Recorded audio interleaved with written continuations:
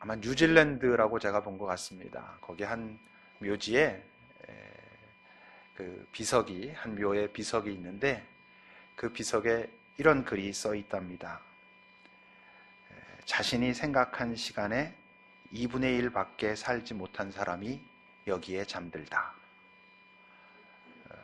37살에 병으로 세상을 떠난 남자인데 그 사람이 죽으면서 유언으로 그 부분을 말했답니다. 내 비석에 그렇게 기록해달라고.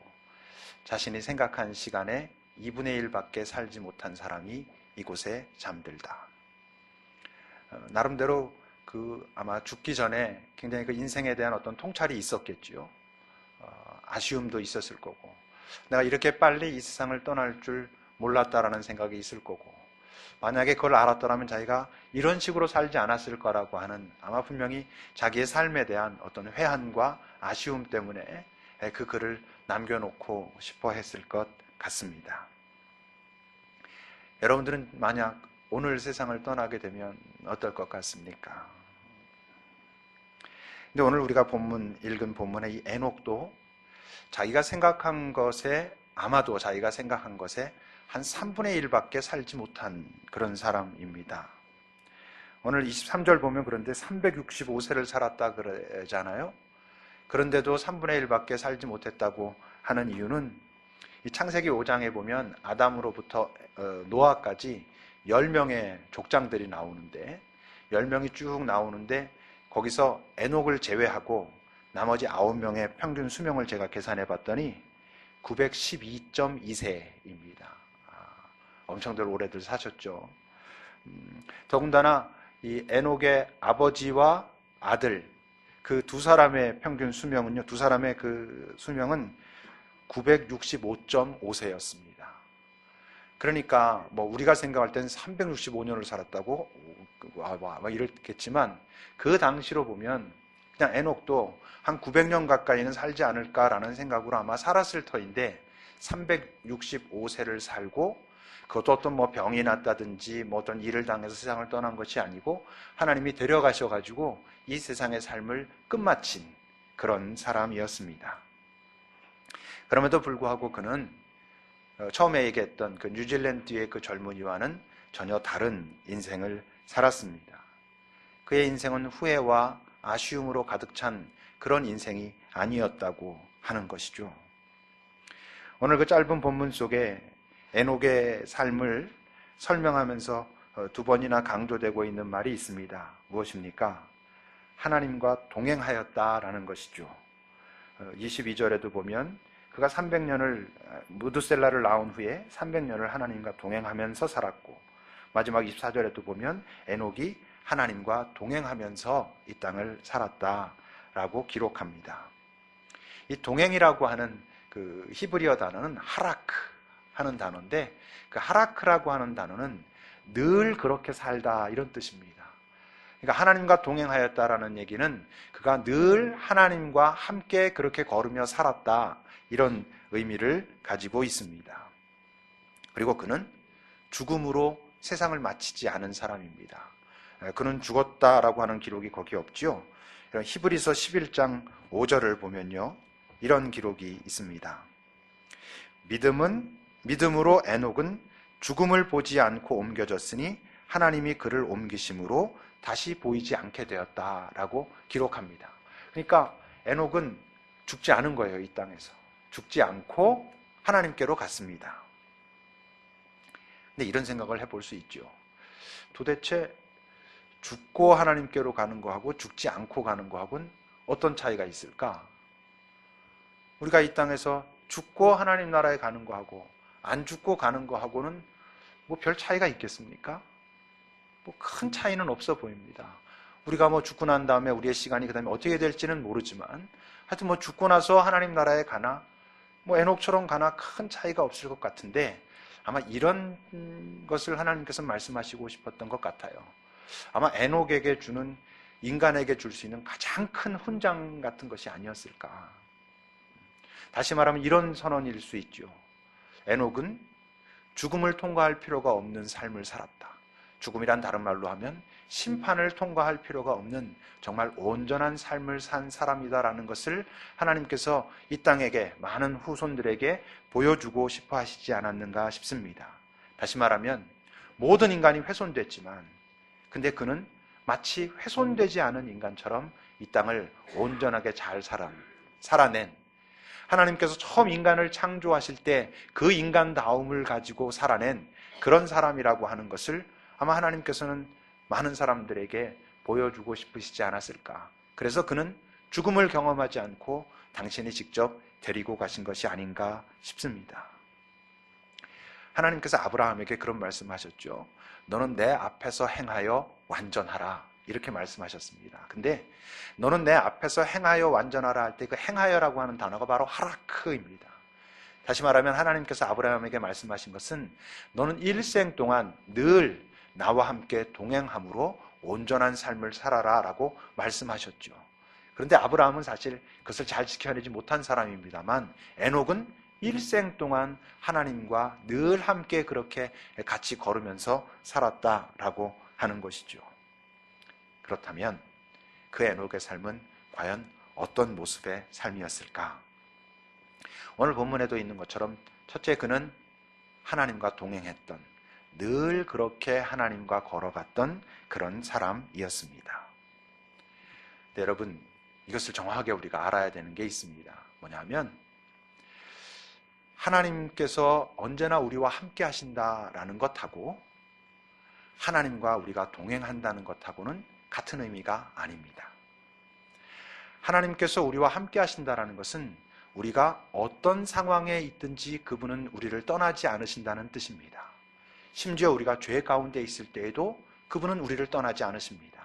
우리와 함께 하시면서 우리를 안타까워하시고 우리를 도우시고 우리가 잘 회복될 것을 기대하시면서 우리에게 많은 것들을 베푸시는 분이십니다. 물론 우리가 긍정적인 좋은 장면에 있을 때에도 함께 하시며 기뻐하시며 그때는 도움도 주시며 격려하시며 그렇게 하시는 분이죠. 그런데 하나님께서 함께 하신다는 것하고 우리가 하나님과 동행한다는 것하고는 어떻게 다르겠습니까? 우리가 하나님과 동행한다라는 것은 우리가 그분을 따라간다는 뜻입니다. 우리가 자주 부르는 그 찬송 있잖아요. 저 장미꽃 위에 있을 그 찬송에 보면 주님 우리와 동행을 하시며 우리를 친구 삼으셨다 그랬는데 그걸 정확하게 사실은 그 가사를 정확하게 쓴다면 주가 우리와 동행하시며 우리를 친구 삼으신 게 아니고 우리가 주와 동행할 때에 주님이 우리를 친구 삼으셨다라고 하는 표현이 더 정확한 표현입니다. 그분은 우리와 언제나 함께 하시지만 그가 우리를 돕고 우리에게 힘을 주시고 격려하시고 하는 것은 우리가 그와 동행할 때, 우리가 그를 따라갈 때라고 하는 것이죠. 그러니까 여러분, 에녹이 언제나 늘 하나님과 동행했다는 것은 다른 말로 하면 우리가 하나님과 동행해야 한다라고 할 때 그러려면 필수적인 것이 하나 있습니다. 늘 하나님을 따르려면 여러분 뭐가 필요하겠습니까? 순종이 필요한 것이죠. 순종 없이 어떻게 늘 그분을 따라갈 수 있겠습니까? 왜?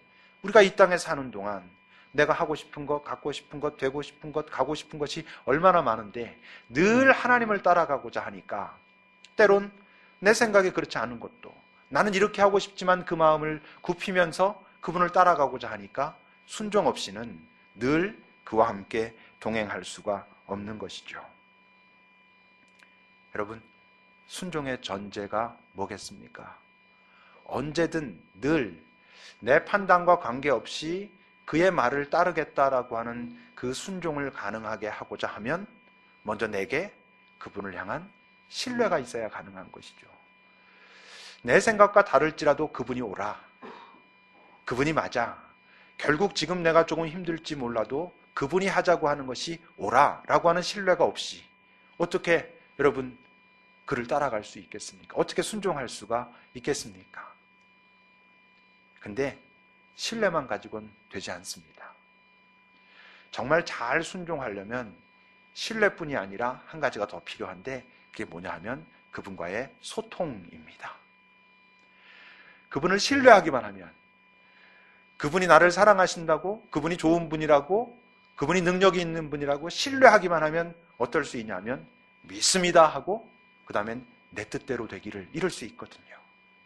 그런데 그분을 따라간다는 것은, 그분의 뜻에 내가 순종한다는 것은 그분을 신뢰할 뿐만 아니라 그분과 소통이 있어야, 다시 말하면 그분이 지금 이 순간 이 자리에서 내게 무엇을 기대하시는가, 무엇을 원하시는가, 내가 어느 방향을 향하여 한 걸음 내딛기를 원하시는가를 내가 알아야, 다시 말하면 그분과 소통이 있어야 그분께 순종하고 그러므로 그분을 따라갈 수 있다는 것이죠. 그러니까 여러분, 일생을 에녹이 하나님과 동행했다는 것은 다른 말로 하면 일생 동안 그는 참 많이, 후반부에 이제 내공이 깊이 쌓였을 때는 그게 별로 갈등이 없었겠지만 일생 동안 참 많이 제 뜻대로 살지 않았다는 것을 의미합니다. 여러분, 주님께서 우리에게 가르쳐 주신 기도 우리가 예배 때마다 하는데, 아버지의 뜻이 하늘에서 이루어진 것 같이 이 땅에서도 이루어지기를 바랍니다라는 것을, 이 땅을 내 삶이라고 한다면 아버지의 뜻이 내 안에서 이루어지기를 바랍니다라고 고백한다고 하는 것인데, 그렇기 위해서는 어떤 전제가 있어야 됩니까? 아버지의 뜻이 내 뜻이 아니라 아버지의 뜻이 내 안에서 이루어지기를 바랍니다라고 고백해야 되지 않습니까? 그러니까 내 뜻대로, 내가 보기에 좋은 대로, 내가 갖고 싶은 대로, 내가 하고 싶은 대로 하고자 하는 생각을 일단 내려놓기 전에는, 그것이 하나님과 일치되기 전엔 하나님 내 뜻을 포기하겠습니다라고 하는 그 결단이 있기 전엔 결코 아버지의 뜻이 이 땅에서 내 안에서 이루어지기를 바랍니다라고 쉽게 기도할 수 없는 것이죠. 그러니까 결국 에녹은 하나님을 신뢰했고 하나님과 친밀한 소통을 계속 유지했고 그러므로 순종했고, 그렇기 때문에 그의 삶을 성경은 일생 동안 하나님과 동행했던 삶이었다라고 기록하고 있습니다. 이 장면에서는, 창세기에서는 요 한 말씀만 나와 있지만 에녹을 설명하는 곳이 신약 성경에 두 곳이 더 있는데, 한 곳이 어디냐면 우리가 조금 전에 읽었었던 히브리서 11장 5절입니다. 여러분, 히브리서 11장 5절을 보십시오. 믿음으로 에녹은 죽음을 보지 않고 옮겨졌는데 하나님이 그를 옮기심으로 다시 보이지 아니하였느니라. 그는 옮겨지기 전에 하나님을 기쁘시게 하는 자라 하는 증거를 받았느니라 라고 기록합니다.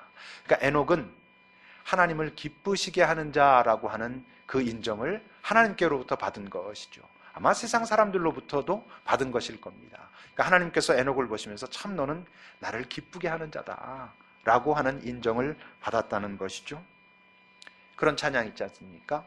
나 주님의 기쁨 되기 원하네 라고 찬양하죠. 근데 과연 어떻게 하는 것이 주님의 기쁨이 되는 것인가?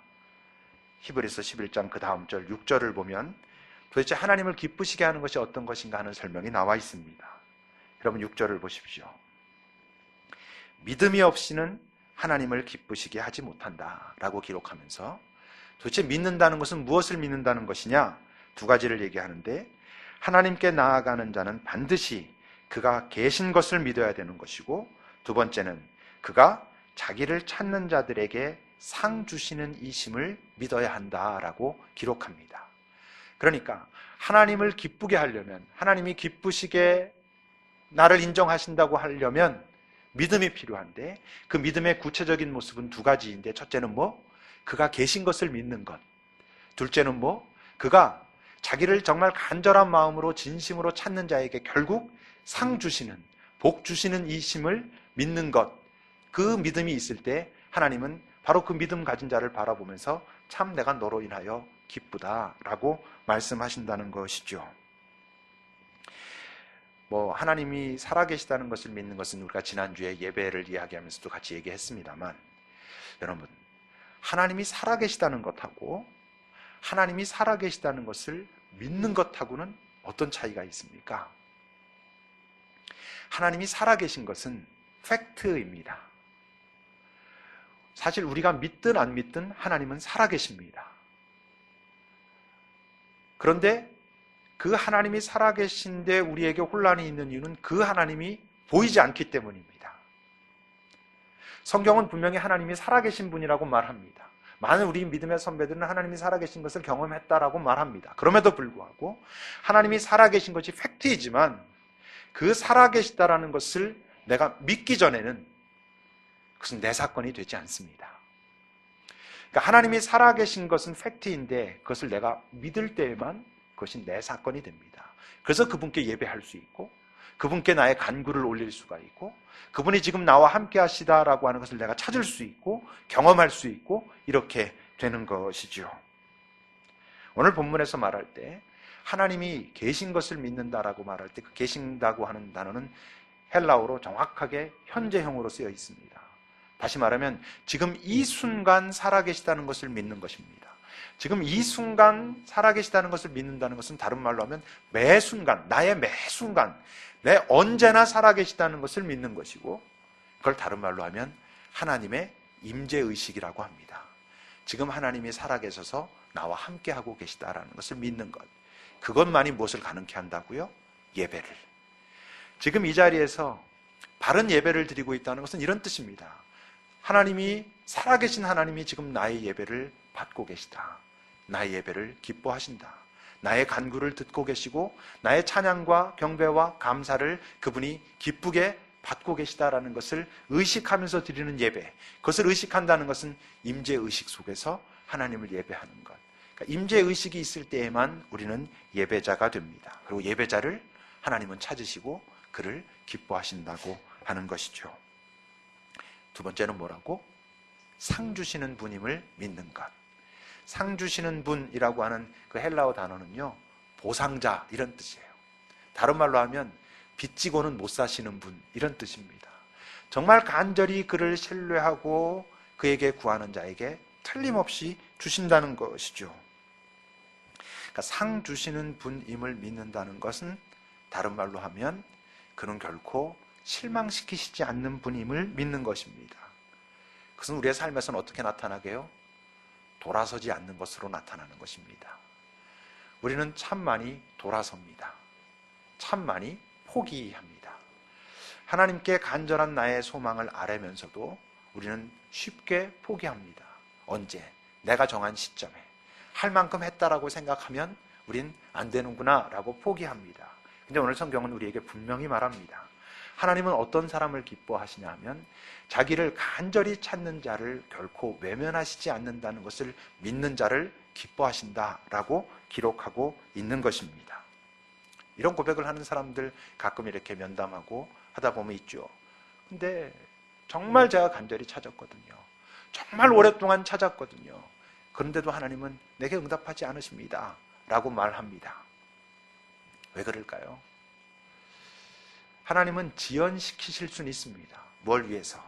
나를 정화시키기 위해서. 지금 내가 그것을 갖는 것이 내게 좋지 않으니까. 또는 내 성장을 위해서 그분이 내 연단을 위해서 기다리실 수도 있습니다. 내가 정말 더 잘 그것을 감당할 수 있도록 내게 주신 것을 정말 잘 사용할 수 있도록 하기 위해서 그분은 지연시키실 수 있습니다. 또는 왜 안 주실 수 있겠습니까? 그것이 내게 좋은 것이 아니기 때문에. 나는 그것이 좋아 보이는데 좋지 않을 때 그분은 안 주실 수 있습니다. 우리 어린 아기들이 뭔가를 막 달라고 땡깡을 부려도 땡깡을 부리면 이거 안 되는데 라고 해도 줄 수 있는 게 있지만 땡깡 아니라야 별짓을 다 해도 줄 수 없는 것이 있습니다. 왜? 그것은 주면 그가 정말로 나빠지니까. 그럴 땐 주지 않습니다. 그런데 하나님은 결국 옳은 것이라면 그 때를 하나님께서 언제로 정하실지는 모르지만 주시는 분이라고 하는 것이죠. 그래서 우리가 그분을 신실하신 하나님, 약속을 지키시는, 변치 않으시는, 그분이 말씀하신 것을 틀림없이 지키시는, 여러분 그것을 믿으셔야 됩니다. 그래야 하나님이 기뻐하십니다. 하나님의 기쁨은 사실 그분이 뭔가를 받고 그분이 뭔가를 이렇게 높아지고 이래서가 아닙니다. 우리가 가장 행복해질 때 기뻐하시거든요. 그렇기 때문에 그분은 당신이 살아계신 것과 그리고 자기를 간절히 찾는 자를 결코 외면하지 않으시는 가장 적당한 때에 나중에 돌이켜서 보면 그때 주신 것이 딱 맞았구나라고 우리가 인정할 만한 바로 그때에 상 주시는 분임을 믿는 것이 그분의 기쁨이 되는 것입니다. 한 가지가 더 있습니다. 에녹은 어떤 사람이었는가? 그는 하나님과 동행하였고 그리고 그는 하나님을 기쁘시게 한 사람이었을 뿐만 아니라 여러분 유다서 1장 14절과 15절을 보세요. 아담의 7대 손 에녹이 이 사람들에 대하여도 예언하여 이르되 보라 주께서 그 수만의 거룩한 자와 함께 임하셨나니 이는 뭇사람을 심판하사 모든 경건하지 않은 자가 경건하지 않게 행한 모든 경건하지 않은 일과 또 경건하지 않은 죄인들이 주를 거슬러 한 모든 완악한 말로 말미암아 그들을 정죄하실 것이다 라고 그가 예언했다는 것입니다. 다른 말로 하면 하나님의 마음을 전한 사람, 하나님의 그 구원의 약속과 또 심판의 그 경고를 이 세상에 전한 사람이라고 하는 것이죠. 이 세상을 향한 그리고 우리를 향한 하나님의 정말 진심 어린 마음이 여러분 뭐라고 생각하십니까? 여러분 예레미야 29장 11절에서 그분은 당신의 마음을 이렇게 소개하십니다. 여호와의 말씀이니라 너희를 향한 나의 생각을 너희는 잘 몰라. 너희는 지금 너희들이 그 경험하고 있는 그 상황 속에서 거기가 결론의 자리라고 생각하고 모든 걸 판단하고 너희들 마음대로 결정하고 그러지. 근데 아니야. 내 마음이 어떤지 너희는 다 몰라. 내가 알아. 그러면 뭐라 그러십니까? 평안이다. 재앙이 아니야. 네가 지금 네 삶이 좀 힘들고 어려울지 모르지만 거기가 내가 너에 대해서 가지고 있는 끝이 아니야. 그게 내 마음의 마지막이 아니야. 평안이다. 너희에게 미래와 희망을 주는 것이 내 진짜 마음이야. 바로 그 마음 때문에 이 땅에 당신의 아들 예수가 온 것입니다. 이 땅에 살아가는 그 삶의 현장 속에서 희망과 소망을 하나님께서 주시기 위해서 당신의 아들을 이 땅에 보내신 것입니다. 바로 그렇기 때문에 우리가 이 땅에 살아있는 이유가 그것이죠. 당신의 마음을 이 세상에 전하라고. 왜 교회 공동체를 세우셨다고요? 수십 번 말했잖아요. 하나님을 예배하라고? 아닙니다. 예배하라고 공동체를 세우신 게 아니고 이 땅에 당신의 마음을 전하라고 아직 이 공동체를 세우신 것입니다. 그리고 이 공동체가 도대체 왜 세워졌는지를 우리가 항상 분명하게 하기 위한, 우리의 정체성을 분명하기 위한 첫 번째로 우리가 예배하는 자라는 것을 인식하고 잘 예배하는 것이죠. 예배가 우리의 이 땅에서의 목표입니까? 아닙니다. 예배하는 자로서 이 땅에서 우리가 예배하는 그분을 전하는 것이 우리가 이 땅에 살아있는 이유이거든요. 여러분, 정말 하나님의 존재를 우리가 확신하고 그리고 그분의 기쁨이 되고 싶은 것이 우리가 진심이라면 틀림없이 우리는 그분의 관심에 관심을 가질 것입니다. 내가 정말 그분은 살아계시다는 것을, 그리고 그분이 어떤 분이라는 것을 알고, 하나님, 내가 당신이 어떤 분이라는 걸 알고 당신이 내게 행한 것이 무엇인가를 내가 알고 나는 그리고 당신의 기쁨이 되고 싶습니다 라고 한다면 당신의 진짜 관심이 무엇인지 제가 알게 하옵소서. 그 관심에 저도 관심을 기울이겠습니다 하지 않겠습니까? 근데 그게 뭐라고? 이 땅에 많은 사람들에게 미래와 소망을 주는 것이라고 하는 것이죠. 그러니까 조금 심하게 말한다면 여기 있는 우리의 삶이 복음을 전하는 것, 예수 그리스도를 전하는 것과 전혀 관계가 없다면 우리는 하나님을 믿는 것이 아닐지도 모릅니다. 그냥 이 땅을 살아가는 동안 뭔가 의지할 것 하나쯤 필요해서, 많은 사람들이 종교를 그렇게 이야기합니다. 이 땅이 사는 게 쉽지 않은데 살아가는 동안에도 뭔가 좀 이렇게 사람 말고 상황 말고 의지할 게 좀 있어야 되지 않겠나. 그러니까 신을 만들고 종교를 만든 거다. 그렇게 말하는 사람들이 있습니다. 그냥 그 정도라면 모를까. 정말 우리가 지금 예배하는 그 하나님은 살아계시고 그리고 나는 그분의 기쁨이 되고 싶다면 그분의 관심이 무언가에 우리가 관심을 기울일 것이고 그 관심이 내 관심이 되게 하기 위해 노력할 것이고 그리고는 그렇게 살아가겠죠. 에녹은 그런 사람이었습니다. 하나님과 일생 동안 동행한 사람, 하나님을 기쁘시게 한 사람, 그리고 바로 그 하나님의 마음을 이 세상에 전한 사람. 근데 문제는 오늘 여러분들이 들은 이야기가 하나도 새로울 게 없다는 거죠. 수십 번, 수백 번 들은 얘기고 벌써 이거 어떤 얘기인지 벌써 다 아시지 않습니까? 우리의 문제는 모르는 게 아니죠. 우리의 운명은요, 우리가 아는 것에 의해서 결정되지 않습니다. 우리의 운명은 우리가 아는 것에 의해서 결정되지 않고 우리의 습관에 의해서, 우리가 익숙한 것에 의해서 우리의 운명은 결정됩니다. 많은 사람들은 지금 자기의 삶을 바라보면서 조금 시간이 지나면 달라질 것이라고 하는 막연한 기대를 가지고 있습니다. 근데 달라지지 않습니다. 대부분 달라지지 않습니다. 왜? 그들의 습관이 달라지지 않기 때문입니다. 제가 학생들 비유하면서 많이 얘기하지만 고등학교 1학년 처음 들어와 가지고 그 아이들한테 원하는 대학 희망서 받으면 다 몇 가지밖에 안 나옵니다. 그리고 막연하게 고등학교 3학년 이제 시험 볼 때가 되면 자기네들이 변해가지고 좀 그렇게 될 수 있지 않을까 생각합니다. 그런데 그렇게 되는 아이들 5%도 되지 않습니다. 왜? 그들이 그동안 익숙하게 살아왔던 그 익숙함이 변하지 않았거든요. 우리의 운명은 하나님께서 결정하시지 않습니다. 지금 여러분들이 알고 있는 것으로 결정되지도 않습니다. 지금 여러분들이 익숙하게 살아가고 있는 여러분들의 습관에 의해서 여러분들의 운명은 결정될 것입니다. 지금 여러분들의 삶이 만족스럽지 않다면, 이렇게 살면 안 되는데 라고 생각한다면 그 익숙한 습관을 바꿔야지만 변하지, 그 마음만 가지고 있다고 해서 여러분들의 삶이 절대로 변하지 않습니다. 근데 습관을 바꾸는 건 그냥 막연히 생각하는 것보다 엄청나게 어렵습니다. 아이들 매일 등교하는 시간요, 플러스 마이너스 1분입니다. 지각 5분 하는 놈 참 기가 막히게 5분씩 지각합니다. 30분까지 등교하라 그러면 35분에 오던 놈이 이젠 40분까지 오라 그러면 45분에 옵니다. 아예 빨리 해가지고 10분까지 오라 그러면 15분에 옵니다. 기가 막힌 습관들입니다. 사람의 습관이 바뀌지 않습니다. 쉽게, 정말 어렵습니다. 여러분들이 뭘 해가지고 성취하는 것보다 여러분들의 습관을 바꾸는 것이 훨씬 더 어렵습니다. 근데 그 습관이 우리의 운명을 결정합니다. 매일 시도해야 합니다. 매일 의지를 가지고 해야 합니다. 교회에 요즘 빨리 오는 한 형제가 있습니다. 자주 늦었습니다. 제가 매번 얘기했습니다. 너 지각하면 죽는다, 이렇게. 좀 빨리 오기 시작했습니다. 그래도 제가 계속 말했습니다. 너 지각하면 안 돼. 성질을 냅니다. 몇 번 빨리 왔다고. 빨리 오는데도 그런다고. 근데 그게 지속되기가 쉽지 않습니다. 매일매일 매 순간순간 확인해야 됩니다.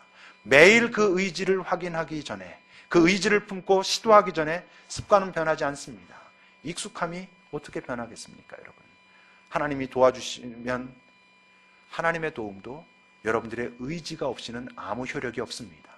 하나님이 지금 돕지 않아서 그렇습니까? 아닙니다. 도우심을 가지고 행할 의지가 없기 때문입니다. 마음 원이로 돼 육신이 연약하여, 그런 말 하는 거 아닙니다. 그런 말이 왜곡되고 있습니다. 의지를 사용해야 합니다. 하나님, 내가 의지를 사용하겠습니다. 내가 의지를 사용할 때 내 힘만으로는 되지 않는 것을 주님 나와 함께 하여서 내가 이루어낼 수 있도록 도우소서라고 기도하고 그렇게 해야 하는 것입니다. 성경에 보면요, 여러 사람들이 나옵니다. 특히 열왕기, 역대기 이런 데 가면 여러 왕들의 이름이 나오죠. 그 이름마다 다 설명이 붙어 있습니다. 이 사람은 어떻게 살았다, 어떻게 살았다. 아주 많은 경우는요, 이 왕은 언제부터 언제까지 왕으로 있었는데 하나님 보시기에 악하였더라, 이 기록밖에 없는 사람들도 아주 많이 있습니다. 오늘 여기에도 보면요, 그 족장 이야기가 쭉 나오지만 전부 나온 이야기가 몇 살 때 자식 낳고 몇 년을 살면서 살다가 죽었더라, 이 얘기로 세 줄로 계속 반복됩니다. 에녹만 한 줄이 더 있는 것입니다. 하나님과 동행하더니 하나님께서 데려가서 이 세상에 더 이상 없었다. 오늘 여러분들이 이 땅의 삶을 끝낸다면 여러분들의 이름에는 어떤 설명이 붙을 것 같습니까? 여러분들 주변에 있는 사람들은 오늘 여러분들의 삶이 끝나면 이 사람은 이런 삶을 살았어 라고 뭐라고 할 것 같습니까? 또 생명책에는, 하나님 나라 기록에는 여러분의 삶이 오늘 끝났을 때 이 사람은 어떤 삶을 살았다라고 기록될 것 같습니까? 마음에 드십니까? 몇 년 후, 몇십 년 후가 되면 그것이 변해 있을 것 같습니까? 변해 있을 수 있습니다. 뭐가 바뀌어야? 여러분들의 익숙함이 바뀌어야, 여러분들의 습관이 바뀌어야 그것이 여러분들의 운명을 결정합니다. 하나님께서 여러분들을 바라보시며 네가 나와 동행하였다, 네가 나를 기쁘게 한다, 그리고 네가 내 마음을 이 세상에 전하였다 라는 그 이야기를, 그분의 칭찬을 듣는 것은 결코 쉽지 않습니다. 여러분은 어떠십니까? 오늘 우리에게 이 말씀을 왜 주실까요? 너도 할 수 있어. 쉽지 않지만 할 수 있으니까 우리에게 이 말씀을 주시는 것이겠죠. 그 은총을 구하십시오. 시도하십시오. 그러면 우리도 에녹처럼 뭐 죽지 않고 떠날 가능성은 별로 없겠지만 하나님께서 내가 참 너 때문에 기쁘다, 내 너로 인하여 참 즐겁다 라고 말씀하실 수 있을 것입니다. 기도합시다. 내 삶은 하나님과 동행하는가? 내 삶은 하나님의 기쁨이 되는가? 내 삶은 하나님의 마음을 전하는 모습이 지금 나타나고 있는가?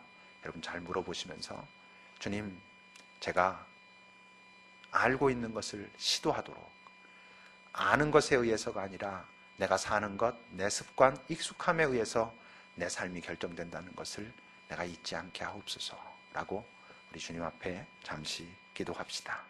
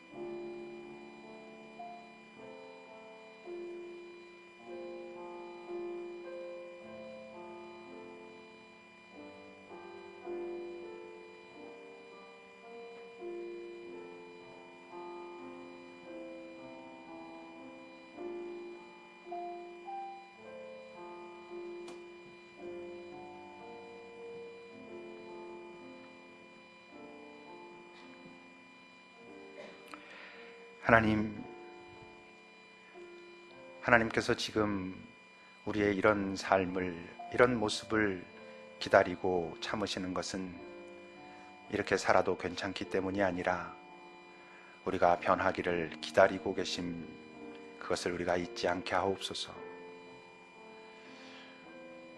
지금 살면서 생각해 보면 내일이 있고, 우린 또 내일이 되면 변할 것 같고, 내일이 되면 내일이 오늘 되고, 그럼 또 내일이 있고, 그래서 우리가 그냥 하루하루 이렇게 살지만 어느 날 내일이 되기 전에 내 삶의 끝이 있을 수 있다는 것을 기억하게 하시고, 지금 이 순간 시작하지 않으면 아무것도 변하지 않는다는 것을, 지금 내 삶에 대해서 내가 가지고 있는 아쉬움과 이 불안감이 내 삶 마지막 때까지, 언제일지 모르지만 그때까지 그렇게 되다 마칠 수 있다는 것을 기억하고, 하나님과 동행하며 하나님의 기쁨이 되고 하나님의 마음을 전하는 그런 삶을 사는 것이 사실은 내가 행복한 존재가 된다는 것을 다시 한번 마음에 품으며 주님께 우리가 한 걸음 또 다가서게 도와주옵소서.